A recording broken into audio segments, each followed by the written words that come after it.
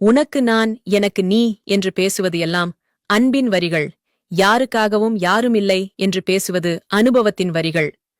ஒருவருடைய முகத்தை பார்த்து எடை போடாதே, பாவம் போல் இருப்பவர்கள் எல்லாம் நல்லவர்களும் இல்லை, பயங்கரமாக இருப்பவர்கள் எல்லாம் கெட்டவர்களும் இல்லை.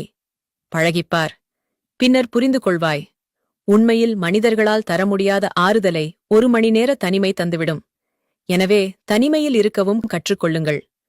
அப்படி வாழ நினைக்கும் உங்களை ஒதுக்கி வைத்து உறவுகளில் ஒரு கூட்டமே காத்திருக்கும் என்பதை விளங்கி நடந்து கொள்ளுங்கள். சில நேரமும் செவிடராய், சில நேரமும் ஊமையாய், சில நேரமும் இருந்தாலே உங்களை வாழ்த்தி வாழ வைக்க காத்திருக்கும். இந்த உலகம் அதிகம் நம்பாதே, அதிகம் நேசிக்காதே, அதிகம் அக்கறை காட்டாதே. காரணம் அதிகம் என்பது நமக்கு அதிகம் வழியை தரும். நம் அன்பு காட்டியவர்கள் எல்லோரும் நம் கூடவே வருவார்கள் என்று நினைப்பது நம் முட்டாள்தனம். யார் எப்படி எப்போ விட்டு போவார்கள் என்பது தெரியாது. உங்களைத் தவிர உங்களுக்கு வேறு யாரும் இல்லை என்று உணர்வதற்கு பல ஏமாற்றங்களை நீங்கள் சந்தித்தே ஆக வேண்டும். பொறுமையாக இருங்கள். சில உறவுகள் வாழ்க்கைக்கு அர்த்தம் கொடுக்கும். சில உறவுகள் மட்டும்தான் வாழ்வதற்கே அர்த்தம் கொடுக்கும். சில துரோகங்களுக்கு பின்புதான் புரிகிறது நம்முடன் சிலர் பழகவில்லை, பயன்படுத்திக் கொண்டிருக்கிறார்கள் என்பது. வாழ்வில் நாம் அடைந்த இன்பத் துன்பங்களை கூட மறந்துவிடலாம். ஆனால் நம்மோடு பழகியவர்கள் நமக்கு கற்றுத்தந்த பாடத்தை ஒருபோதும் மறக்கக்கூடாது. பிறரிடம் மன்றாடித்தான் உன் பக்க நியாயங்களை எடுத்துச் சொல்ல வேண்டுமென்றால் உன் மனதுடன் கொஞ்சம் போராடி அவர்களை விட்டு விலகுவதே நலம்.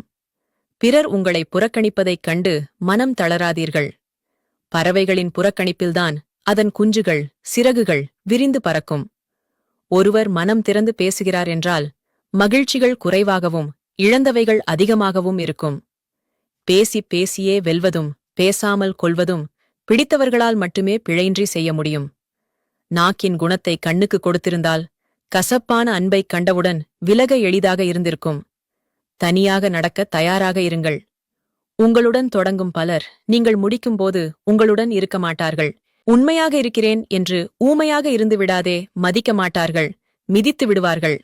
ஒரே வார்த்தையில் எந்த உறவும் முறியலாம். ஆனால் 1000 முறை மன்னிப்பு கேட்டாலும் மீண்டும் பழைய நிலைமைக்கு அந்த உறவு வராது. நான் மிகவும் கஷ்டத்தில் இருக்கிறேன் என்று சொல்லி பாருங்கள்.